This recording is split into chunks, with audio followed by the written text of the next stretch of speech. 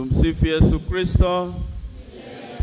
Kristo tumaini letu. Tushirikishane tone la upendo. Wapendwa katika Kristo, leo ni siku ya shangwe na tupo katika usiku huu mtakatifu, usiku ambao wimbo mkuu unaotawala ni haleluya, yani sifa kwa Mungu, kwa kuwa mwanae Bwana wetu Yesu Kristo amefufuka kweli kweli. Mwokozi amefufuka kweli kweli. Haleluya. Haleluya. Wapendwa katika Kristo, hakika siku ya leo ndio aliyoifanya Bwana. Tuishangilie na kuifurahia kwa kuwa tumerudishiwa tena hadhi ya kuwa wana.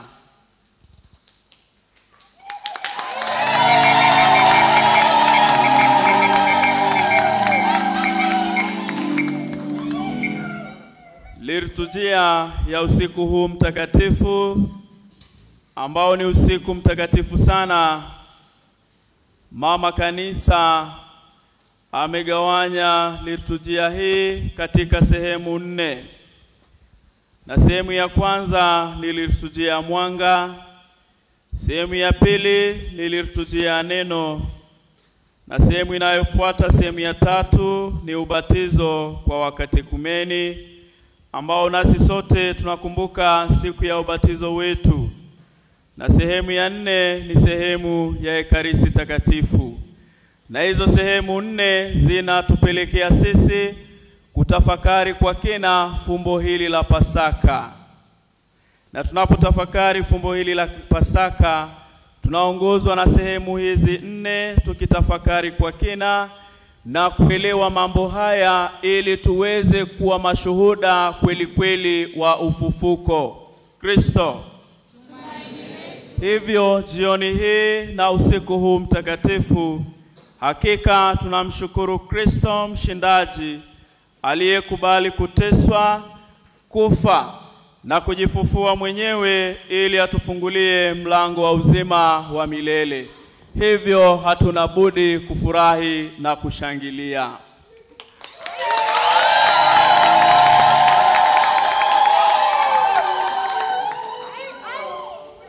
Tunapokuwa katika usiku huu mtakatifu, hakika tumeanza na hiyo sehemu ya kwanza, liturujia ya mwanga. Pale nje tulipowasha ule moto wetu, na katika kuwasha moto ule basi una maana yake, na baadaye tukawasha mshumaa huu mkubwa, yani mshumaa wa Pasaka. Wapendwa katika Kristo, katika adhimisho la usiku huu mtakatifu, sehemu ya kwanza ni mwanga unaoangaza katikati ya giza nene. Ndio maana mwanzoni taa zote zilizimwa, na tulipoanza maandamano katika moto ule, baada ya kubariki na kuwasha mshumaa ule, tulitembea katika giza nene kama wana wa Israeli, lakini aliyekuwa anatuangazia katika giza hilo ni Kristo.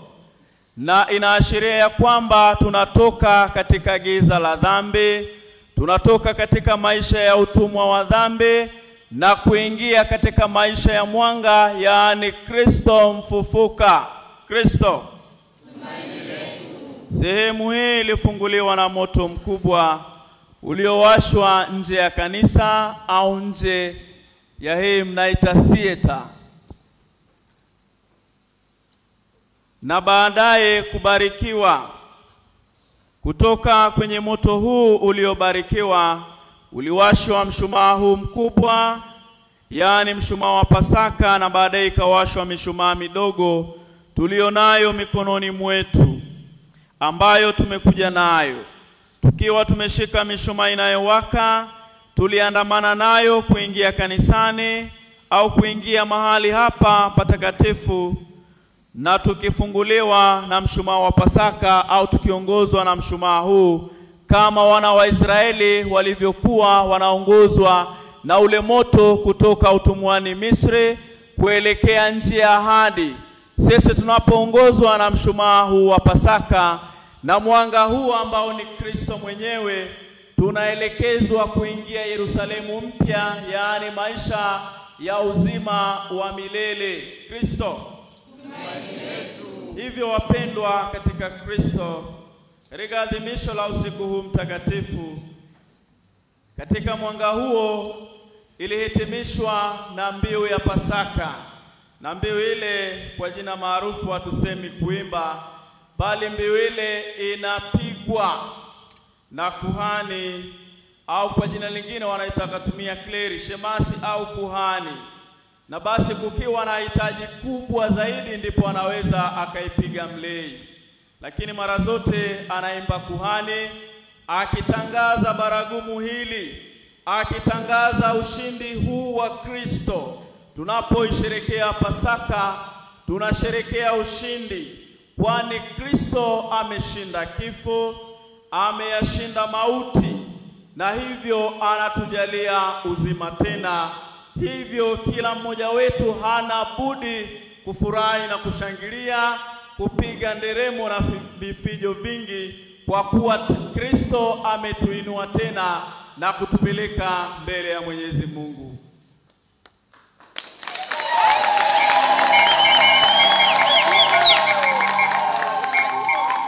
Wapendwa katika Kristo, katika mwanga huu au sehemu hii ya mwanga tunajifunza jambo hili. Moto wa Pasaka ni Adamu na Eva ambao mwanzoni mwa uumbaji kabisa kwa kutenda dhambi walisababisha giza hili nene. Walisababisha dhambi hii kuingia ulimwenguni. Lakini Mwenyezi Mungu anachukua jukumu la kumkomboa tena mwanadamu na kumtoa katika giza hilo nene. Anayechukua jukumu la kumrudisha mwanadamu kundini baada ya kumwasi Mwenyezi Mungu ni Mungu mwenyewe. Tunasema ya kwamba anayefanya yote hayo ni Mungu mwenyewe. Ni God's initiative. Mungu anaamua kumkomboa mwanadamu baada ya kumwasi. Somo la kwanza limetuonyesha ya kwamba lile somo la mwanzo kabisa kutoka kitabu cha Mwanzo, baada ya Mwenyezi Mungu kuumba ulimwengu, akaumba vyote, akamuumba mwanadamu, akampa vyote aweze kuvitawala, lakini mwanadamu huyu hakuridhika na hali hii, akaamua kumsaliti Mwenyezi Mungu kwa kutotii kwake. Hivyo dhambi ya asili inaingia ulimwenguni na Mungu anachukua jukumu la kumkomboa mwanadamu huyu. Na namna anavyomkomboa mwanadamu huyu, anamkomboa kwa gharama kubwa zaidi. Anamkomboa kwa gharama ambayo anamtoa mwanae wa pekee aweze kumwaga damu yake, ili mimi na wewe tuweze kurudishiwa tena ile neema ya utakaso ambayo wazazi wetu walipoteza. Aweze kuturudishia tena hadhi ya kuwa wana, ili tukapate kutawala pamoja na Kristo, tukapate kupeperusha bendera ya ushindi pamoja na Kristo, tukapate kufa pamoja naye na tukapate kufufuka naye na tukairithi mbingu. Kristo hivyo kwa haya yote ambayo Mwenyezi Mungu anatenda, hatuna budi kuvumilia mateso tukimtazama Kristo aliye mwanga halisi, Kristo aliyevumilia magumu, Kristo aliyevumilia mahangaiko yote, Kristo aliyevumilia changamoto zote, Kristo aliyeyakabili mateso, Kristo aliyekikabili kifo ili aweze kumkomboa mwanadamu. Kristo aliyevumilia yote hayo, aliye kielelezo cha maisha yetu. Hivyo na sisi tunaposherehekea fumbo hili la Pasaka, hatuna budi kuvumilia magumu yote, hatuna budi kuvumilia changamoto zote na kuzitatua, hatuna budi kuyakabili mateso ili tupate ushindi, tupate kutawala pamoja na Kristo. Kristo anatudhihirishia ya kwamba hakuna Pasaka bila Ijumaa Kuu. Hivyo ili uweze kufanikiwa katika maisha yako, utambue wazi ya kwamba ni lazima uweze kupita kupita katika safari ya mateso, uweze kupita katika safari ya mahangaiko makubwa, lakini unaalikwa kuvumilia pamoja na Kristo. Unaalikwa kutazama mwanga huu ambao ni kielelezo cha mianga yote. Na ndio maana katika kesha hili Mtakatifu Agustino anasema ya kwamba ni mama wa mikesha yote. Yeyote anayetazama mwanga huu na kushikilia katika maisha yake, anaposafiri katika safari yake ya mafanikio, Mwenyezi Mungu anamshika mkono na hakika atafika kule anakokwenda Kristo. Tumewaona wana wa Israeli walipokuwa wakisafiri kutoka utumwani Misri. Tumeona katika lile somo la 3 katika kitabu kile cha Kutoka ya kwamba walipokuwa wanatoka utumwani Misri, walipokuwa safarini walikumbana na changamoto nyingi. Wanapoiona bahari mbele yao wanaona kifo, na wanaona ya kwamba hivyo wameangamia wote. Lakini Mwenyezi Mungu anamwambia Musa ya kwamba yapige maji yale, nayo wana wa Israeli watapata kupita. Hivyo wanapoyaona maji, wanapoiona bahari, wanaona kifo. Lakini Mwenyezi Mungu anafanya njia pale ambapo kwa akili za kibinadamu au kwa upeo wetu tuliona haiwezekani. Hivyo katika maisha yako, zipo nyakati ambazo unajikuta utumwani kwa sababu ya dhambi. Zipo nyakati ambazo unakumbana na changamoto na magumu kwa sababu ya hali unayokumbana nayo ya maisha yako. Lakini unapomtegemea Mungu na kutegemea mwanga ule waongoza wana wa Israeli, unapoona jambo gumu kama vile wana wa Israeli wanapoona bahari au wanapoona maji na kuona kifo, unapomtanguliza Kristo anakuonyesha njia, anafungulia njia, na hakika utafikia lile lengo ambalo unatamani katika maisha yako. Kristo tumaini letu. Hivyo wapendwa wana wa Mungu, tunapotafakari hayo, wana wa Israeli wanapoelekea katika nchi ya ahadi, wanapotumia mwanga huu na Mwenyezi Mungu anapoonyesha njia, na tunapotumia mwanga huu wa Pasaka unapotuangazia katika giza nene ambalo lilisababishwa na wazazi wetu wa mwanzo, giza nene ambalo limesababishwa na dhambi zetu sisi wenyewe, hatuna budi kuushika mwanga halisi, mwanga uliokelelezo cha mianga yote, uweze kutuangazia katika maisha yetu ili tukapate kupeperusha bendera ya ushindi pamoja na Kristo. Hivyo huu ni mshumaa wa Pasaka, mshumaa mkubwa ambao tumeuwasha katika moto ule. Mshumaa huu ni tofauti na mianga mingine, na hivyo namna hata ulivyopambwa, umepambwa kwa maneno ambayo yanatutia matumaini. Mwanzoni nilipokuwa naweka alama katika mshumaa huu, nilianza kuchora ya kwa hiyo alfa na omega, maana yake ni nini, au maana ya herufi hizi ni nini. Maana yake kabisa herufi hizi ni kwamba zinawekwa kwenye mshumaa huu kuonyesha ya kuwa Kristo ni mwanzo na mwisho, alfa na omega. Kristo anapokuwa mwanzo wa maisha yangu katika safari yangu, hakika ninakuwa na mwisho mzuri kwa sababu ninasafiri pamoja naye.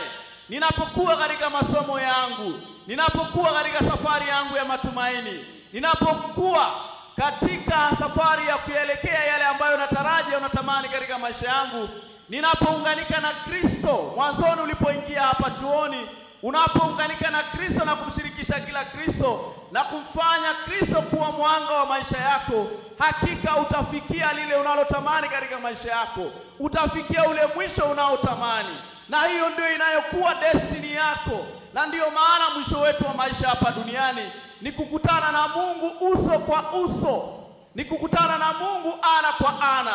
Na ndiyo maana tunapokuwa safarini tunaelekea Yerusalemu mpya. Yerusalemu yetu mpya maana yake mbinguni, na ili tuweze kuifikia Yerusalemu mpya ni lazima tuweze kuongozwa na mwanga huu. Ndiyo maana kila mmoja aliwasha mwanga wake katika huu mwanga wa Kristo, na ndiyo maana hata katika ubatizo wetu kila mmoja alikabidhiwa mwanga wa Kristo. Hata jioni hii wakati kumeni watakabidhiwa pia mwanga huu, ya kwamba wasafiri nao pamoja na maisha yao. Na unaposafiri na mwanga wa Kristo katika maisha yako, utakuangazia na kukuongoza katika jambo ambalo utakumbana nalo. Utakupa nguvu ya kukabiliana na changamoto, utakupa nguvu ya kukabiliana na magumu ambayo utakumbana nayo katika maisha yako, na hakika utafikia lile lengo msingi la maisha yako. Kristo tumaini letu. Hivyo tunaalikwa katika kipindi hiki cha Pasaka, katika usiku mtakatifu, tumtambue Kristo kama Alfa na Omega, anayetuongoza katika safari ya maisha yetu tangu mwanzo hadi mwisho wa maisha yetu. Wapendwa wana wa Mungu, baadaye tuliweka alama nyingine katika mshumaa ule. Na katika kuweka alama hizo zilionyesha kuwa Kristo habadiliki, ni yule yule jana, leo na hata milele. Yeye ni Bwana wa nyakati zote. Yupo katika nyakati zote za mwanadamu, nyakati za furaha na huzuni. Kristo tumaini letu.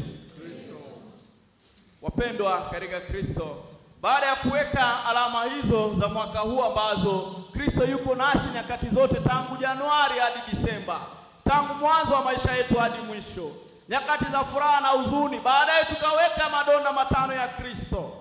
Madonda hayo ni alama ya sadaka ya Yesu kuukomboa ulimwengu, ni alama ya sadaka ya Yesu kumkomboa mwanadamu, ni alama ya sadaka ya Yesu kukubali kutolea maisha yake kwa ajili yetu. Hivyo nasi hatuna budi kutolea maisha yetu kwa ajili ya wengine, kuyafanya maisha yetu kuwa sadaka, kujisadaka, ili tuweze kuunganisha sadaka zetu na sadaka ya Kristo, na kila mmoja wetu kufikia lengo msingi la maisha yake.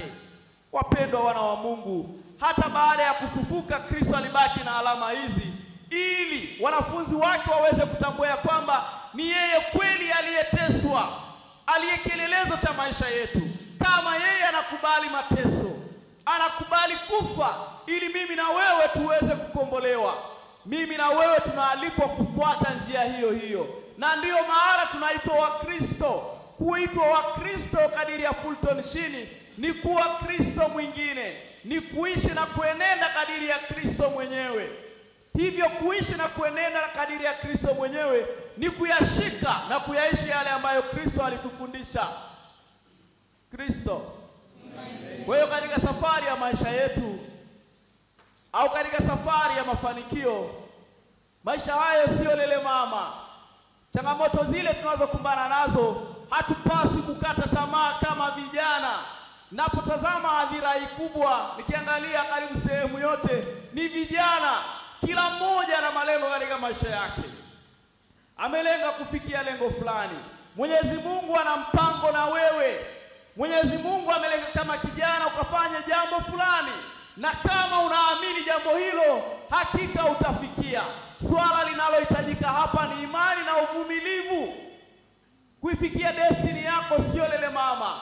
Kristo kufika leo hii na kufufuka na kumkomboa mwanadamu na kutoka kaburini, aliteseka. Alituonyesha ya kwamba hakuna Pasaka, hakuna utukufu bila mateso, hakuna Pasaka bila Ijumaa Kuu. Hivyo hata katika safari ya maisha yako, katika safari ya mafanikio, hayo mafanikio hayapo bila mateso. Usiku huu tunaalikwa kupeperusha bendera ya ushindi pamoja na Kristo kama vijana. Mahatma Gandhi kule India alipokuwa katika safari ya mafanikio ya taifa hili la India, alitumia maneno haya. Na kama kijana unapotambua vipawa vilivyo ndani mwako na ukaviamini na kumshirikisha Kristo aliye mwanga halisi, hakika utafikia ile destiny ya maisha yako. Mahatma Gandhi anatumia maneno haya, na naamini ni mara ya pili au ya tatu nayarudia mahali hapa. Mahatma Gandhi anasema hivi, na mnukuu kwa lugha aliyosema mwenyewe. Anasema, my beliefs becomes my thought. Kama unaamini kile unachoamini kinakuwa ndio fikra zako. My thought becomes my words. Kwamba zile fikra au kile ninachofikiri inakuwa ndio maneno yangu. And my words becomes my action. Kwamba kile ninachosema mara zote kinakuwa ndio matendo yangu. And my action becomes my habit. Kile ninachotenda mara zote ndicho kinachokuwa tabia yangu. And my habit becomes my values. Tabia yangu inakuwa ndio thamani yangu. And my values becomes my destiny. Inakuwa ndio hatima ya maisha yako. Kwa swala la kwanza linalohitajika hapa ni imani. Unapomwamini Kristo, anakuwa katika fikra yako. Anakuwa yeye ndio daima unayemtangaza kama nabii. Kama ambavyo tumesikia tangu Agano la Kale, masomo tuliyosikiliza yote 7, namna ambavyo wanahubiri utukufu wa Mungu, nawe yatakuwa ni maneno yako. Baada ya kuhubiri mara kwa mara, ili inakuwa ndio matendo yako, kama ambavyo Yakobo anasema ya kwamba imani bila matendo imekufa. Waraka wa mtume Yakobo sura ya 2 ya 14. Na baada ya kuwa ndio matendo yako, baada inakuwa ndio tabia yako, na ikishakuwa tabia, baada inakuwa ndio thamani yako. Watu wanakutambua kama Mkristo, na wakikutambua kama Mkristo lazima uweze kuwa shuhuda. Na ndio maana katika somo la Injili usiku Luka anatoa ushuhuda wa lile jambo ambalo limetokea, ya kwamba huyu aliyeteswa, huyu aliyedhihakiwa, huyu aliyeuawa, leo hii amefufuka kweli kweli. Na kudhihirisha hilo, wale walioenda kaburini, kaburi lilikuwa wazi, na wale akina mama walioenda pale wanashuhudia hilo, na malaika wanawauliza kwamba mnamtafuta nani? Mnamtafutaje mtu aliye hai? Kwa kilichohitajika pale ni imani, lakini watu waliposikia waliona ya kwamba huu ni upuzi, na kwa kuona hivyo hawezi kuona maisha ya uzima wa milele. Leo hii usiku mtakatifu, tunapoamini hilo, tunaalikwa kuwa mashuhuda. Na Kristo anapofufuka, anafufuka ili kuwainua wanyonge. Ndio maana Mtakatifu Agustino wa Hippo anasema ya kwamba kama Kristo asingefufuka, imani yetu isingekuwa na maana, wala ubatizo wetu usingekuwa na maana. Kwa sababu kwa ubatizo wetu tunaalikwa ya kwamba, au tunaambiwa kwa ubatizo wetu tumekufa pamoja na Kristo na tutafufuka pamoja naye, si ndivyo? Kwa hiyo kama ni hivyo na tunaamini hayo, tunaalikwa kuwa mashuhuda wa mambo haya. Bwana wetu Yesu Kristo amefufuka kweli kweli. Haleluya. Haleluya. Kwa ndugu zangu vijana wapendwa katika Kristo, safari ya mafanikio sio safari ya lele mama. Huyu aliye kijana mwenzetu ana umri wa miaka 33 tu, anafanya jambo hili la ukombozi ambalo hata mimi na wewe leo tunalishuhudia. Tunahitaji kuwa vijana jasiri, vijana wanaoleta mapinduzi ya tija, vijana wanaotumia weledi, kama ambavyo Mwalimu Nyerere anasema ya kwamba tunahitaji vijana jeuri, wanaojiamini, wenye akili, na wanaokemea yale ambayo sio maslahi mapana ya taifa letu. Leo hii vijana hatujiamini, sio jasiri, na wala hatujui tunaenda wapi. Hatujagundua kile kipawa ndani mwetu. Hatuamini maneno haya Mahatma Gandhi. Hatumwamini huyu kijana mwenzetu ambaye alifanya safari ya ukombozi katika umri huu. Leo hii tumebaki tunalalamika ya kwamba vijana hatutambuliki, hatuthaminiki. Umefanya jambo gani la ujasiri? Je, hicho ambacho unafikiri na kimo ndani mwako unaamini ya kwamba kitatukia? Kristo anakikabili kifo ili mimi na wewe tuweze kuinuliwa tena na kuwa wana. Kwa hiyo tunaposherehekea sherehe hizi za Pasaka, tunaposherehekea ufufuko huu, tunaposherehekea ushindi huu, kila mmoja atazame ushindi katika maisha yake, unganishe na ushindi wa Kristo, aombe mwanga huu muongoze kuelekea ushindi huo, na asiogope jambo lolote katika maisha yake, kwa sababu Kristo anatuahidia ya kwamba yuko pamoja nasi hadi ukamilifu wa dhahari. Kama yuko pamoja nasi katika safari yetu ya maisha yote, katika huzuni na furaha, lazima tuamini hilo na tumtegemee katika maisha yetu. Kwa lazima kama vijana tujiamini, tuweze watu wa kuleta watu ambao tunaleta ukombozi katika maisha yetu wenyewe, katika ukombozi wa jamii na katika ukombozi wa taifa letu. Hakuna mwanamapinduzi mashuhuri kama kijana. Kristo huyu leo yake na umri wa miaka 33 anafanya mapinduzi makubwa ya kumkomboa mwanadamu. Ni kwa sababu alijiamini. Kristo.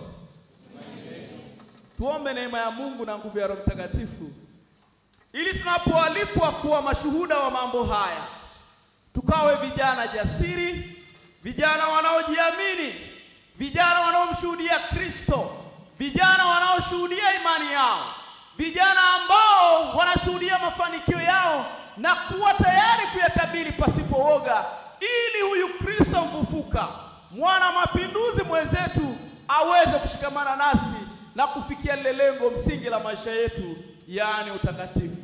Kristo tumaini letu.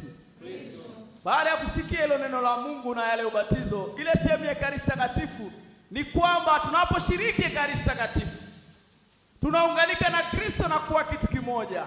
Yeye anatutia nguvu ya kuweza kusonga mbele, na yeyote anayeshiriki mwili huo hataonja mauti, bali atamfufua siku ya mwisho. Ukisoma Injili ya Yohane sura ya 6:53 hadi 56, aulaye mwili wangu na kuinywa damu yangu hataonja mauti, bali atakuwa na uzima wa milele. Hivyo ndugu zangu, tunaposherekea sherehe za Pasaka, tunapokuwa katika usiku huu mtakatifu na mtukufu, tuombe neema ya Mungu na nguvu ya Roho Mtakatifu, ili tunaposhiriki Ekaristi Takatifu tushiriki kwa mastahili, ili Kristo aliye mwanga halisi ayaangazie maisha yetu, atupe utulivu wa fikra, atupe utulivu wa kusikia, atupe utulivu wa kuona, atupe utulivu wa kusema, atupe utulivu wa moyo, ili daima yale mafanikio ambayo tumelenga katika maisha yetu na sala zetu ziweze kuwa manukato safi mbele ya Mwenyezi Mungu. Mungu aweze kutufikisha kule tunako kwenda. Kristo tumaini letu. Mwokozi amefufuka kweli kweli. Haleluya, haleluya.